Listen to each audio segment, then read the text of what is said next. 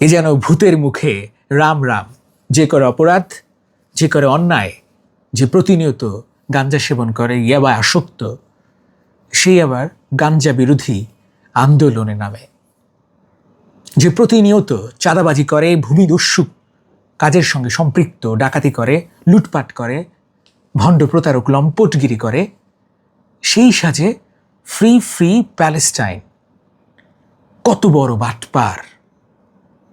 মাসুদ ভালো হবে, হয়তো হয়েও যাবে, কিন্তু এই লম্পট, এই বাটপার, শীর্ষ সন্ত্রাসী, ইপটিজার, ভূমিদস্যু, ভূমিখাদক, ডাকাত, কিশোর গ্যাং লিডার, লম্পট, বদমাইশ সাইফ পাভেল কখনো ভালো হবে না।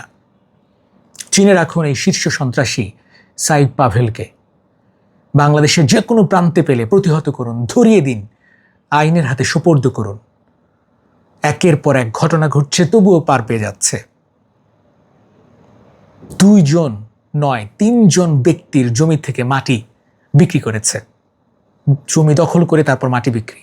একজনের কাছ থেকে 2 লক্ষ টাকা চাঁদা দাবি করেছে মিথ্যা মামলায় ফাঁসানোর হুমকি দিয়ে।